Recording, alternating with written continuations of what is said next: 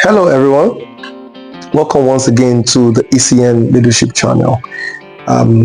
It is very, very warming and heart to my heart to know that each and every one of us is still joining us and following up with the different videos and recordings that we've been putting out. And for all the comments that we've been getting, thank you very much. They've been quite very, very engaging. So every leader is about raising high performance teams. And so if you're raising high performance teams, what are the right mixes of people that you need within your team? So today we're going to be looking at the different constituents of team members across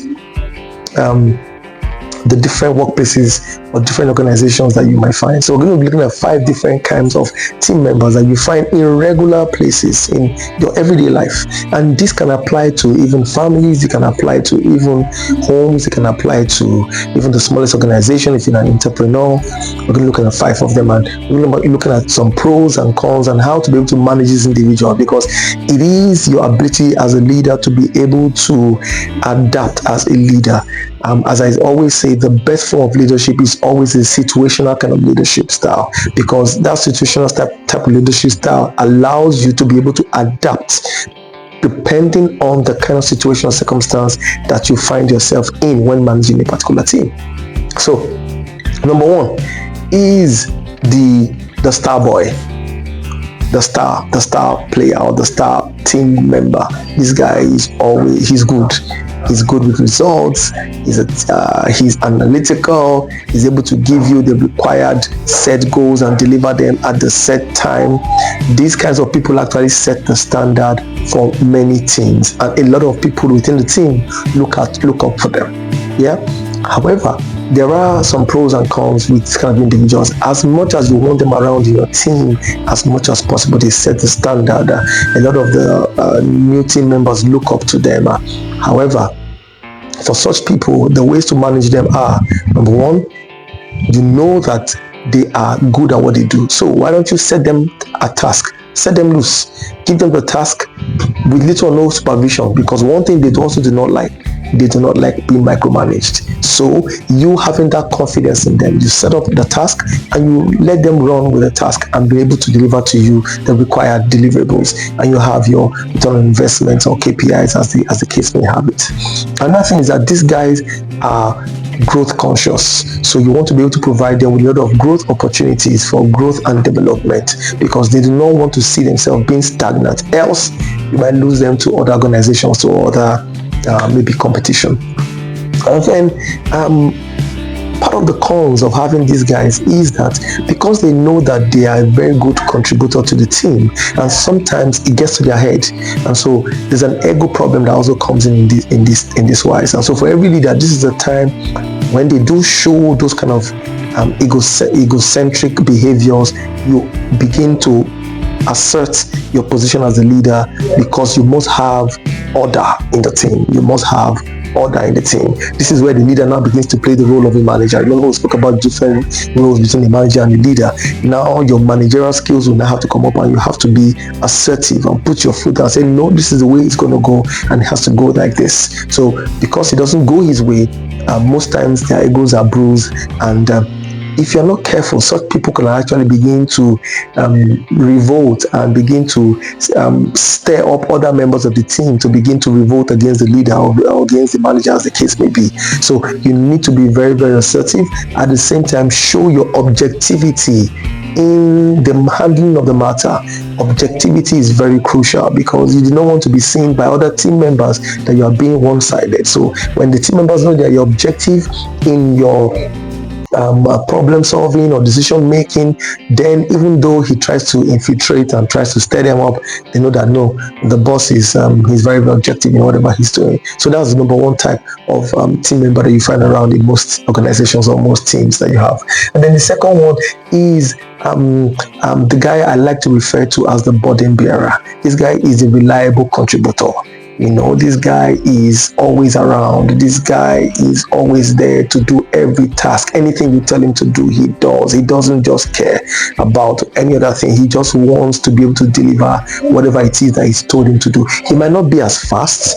He might not be as analytical, but he's dedicated. You cannot question his dedication. That's why it's called the burden bearer. His dedication is unwavering.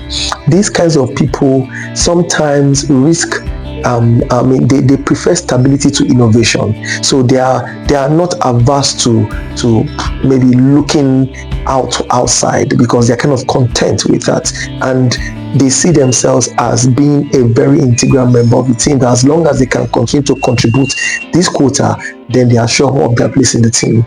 So this is a very, very good archetype. And some of the ways to handle these guys, because that they contribute so for such persons, you want to be able to delegate tasks to them that that when you turn your back and you leave, these guys are going to deliver under the pains of anything. Those are the kind of people that are called reliable contributors. However, there's also a little bit of a con with these kind of people. Over time, their minds can begin to get messed up with, and especially when they are infiltrated by outside thoughts from other people or from other persons within the group, and they begin to feel they are contributing too much, but they are not being rewarded.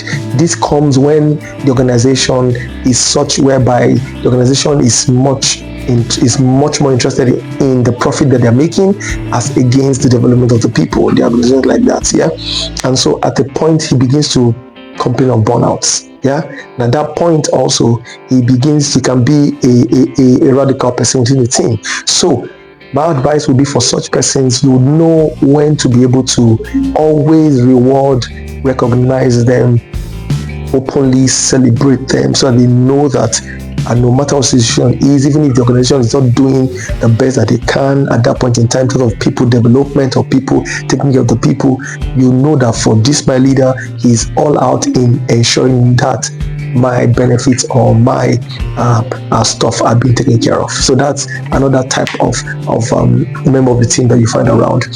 So a reliable contributor. I call them the burden bearers. And then the third one is somebody I call the new entrant, or the new beginner. He comes into the team, he's new, he doesn't have a lot of exposure, he doesn't have a lot of experience, he doesn't have a lot of competence in that regard, but he's full of energy, he's energetic, he's ready to move, he's ready to do whatever you tell him to do. Yes, it will come with a lot of mistakes, and so for such persons, you don't set them loose. You always have to watch them. You put them under a leash, you make sure that they walk under a mentor, you make sure that as much as possible you have your eyes on the ground and you are monitoring whatever they are doing, because one little mistake that they can make can actually cost the organization a whole lot. So as much as they have that energy, you want to be able to control and channel that energy. A lot of training, a lot of chiseling, a lot of finessing is needed for this kind of people, because you can actually be able to groom this person to become the number one person I spoke about, which is the star performer. Just like he's new right now, so he can metamorphose into that individual later on, but it needs a lot of tutoring, it needs a lot of mentoring, it needs a lot of leadership. A manager at this time can become very short-fused with such people, and that's why you need the mix of both a manager and a leader, so that when you notice such people, as much as you're trying to manage them in terms of managerial skills, but it's actually your leadership skills that will actually play you a lot more vital role in the development of that person, so that person now eventually becomes who you want him or her to become. And remember, as a leader, you should be able to point out the strengths, the weaknesses of your team members. And so once you're able to identify the strength and weakness, you can begin to work on that individual, and then eventually that individual becomes the star boy. So that's the number 3 person, the new beginner, the new entrance into the team. And then the 4th person is I call him the old veteran. This person has been around in the company or in the establishment for a long time. And something about being around for a long time is that it begins to give a sense of entitlement. While the star performer's entitlement comes from delivering the results, this person's entitlement comes from having been around the longest. So you say, I have been around here for a long time. I can tell you when the company was founded, we were the ones that laid the groundbreaking blocks. They begin begin to make all manner of assertions, because with time, if you are not performing, even though the organization might see you as a founding member, they just want to keep you there for the purpose of, okay, you played your role at that point in time, but right now we need results, we need to grow, we need to pay bills. So if you're not contributing that much, they might just leave you there. But in terms of task, in terms of delegations, promotions, developments, they might not be looking the way of that person, and then eventually that person stumbles into becoming very, very unhappy with the state of things, and then he begins to see and say so many things that are not in line, to be able to just discourage other people within the team. And so that is the fourth kind of a person. So this kind of a person, being a veteran, there are ways to be able to handle them. They come with a lot of experience, they come with a lot of know-how, but you now need to be able to gradually give them specific tasks. Renew the hope, or rekindle the fire in them. If you're able to bring out that fire in them, because see, experience is very, very important. As much as competencies and capacities may vary from individual to individual, skills, the way we pick up skills, but experience is very crucial. So you want to be able to give these guys some task, renew the fire, rekindle the fire that they once had, and if you're able to hit that spot, then you can see that you actually got yourself back, even a star performer with a lot of huge experience that will benefit the team, and then become more like a gatherer within the team, and begin to ensure that everybody begins to play along as much as possible. This person is there and will protect the interest of the company. So that's the fourth person. The fifth person is now who we call the toxic person, or call him the saboteur. This person is just, naturally, he's not a performer. He's not been there for a long time. I know he comes in either through, recruitment nowadays can be very limiting, in that someone can really bypass a lot of the stages of an interview process and then come out to be the best. But eventually, in reality, in terms of now prosecuting the task or delivering the deliverables, as the case may be, he or she is unable to. I've seen that a lot of times. So this person now begins to, his toxic nature begins to get out, because he's unable to perform. And he does that to a point whereby he begins to influence negatively other team members. This is very, very, very important. So for such an individual, as much as you want to give the person the chance to be able to turn a new leaf, but where I come from, they say you don't give an old man tribal marks. It's an old proverb. Somebody has been known to do things consistently. What you do consistently over time is who you become. So as much as you don't want to give up on this person, you want to leave room to be able to see how you can help this person change. But you see, change must start from the individual. So give him the chance. But if you see he is not willing to take the chance to change, then you need to quickly begin to document any misbehaviors, any misgivings, document them, ensure that you have management escalate them as if you need to, and if you need to graduate it into a performance improvement program, graduate it there, and then eventually see how you can ease the person out of the system, because there is a big challenge in having such a person within your team. One toxic person within the team, eventually, just like you have the yeast taking over the dough, just a matter of time to take over the whole loaf. And you don't want that within your team. So these are the 5 major type of archetypes that we have in most workplaces, in most organizations, in most teams. So you as a leader, you now need to be able to identify who this individual is. Either you as a leader, you're coming in newly into the team, or they're adding a new member into your team. You should be able to profile that person, know where the person fits, know how you'll be able to manage the individual. Because at the end of the day, you must be able to gather the whole team together, manage them, lead them, aspire, motivate, inspire them to the end that they are now being able to produce the right results, and you have yourself a very highly effective team. I hope this has been of help to you. Can you let me know what you think in the comment section? Let me know what your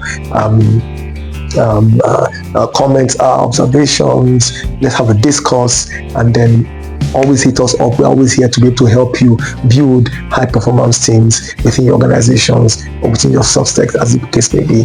Thank you very much for joining us again. See you on the greater side of the next video. Thank you very much. Bye.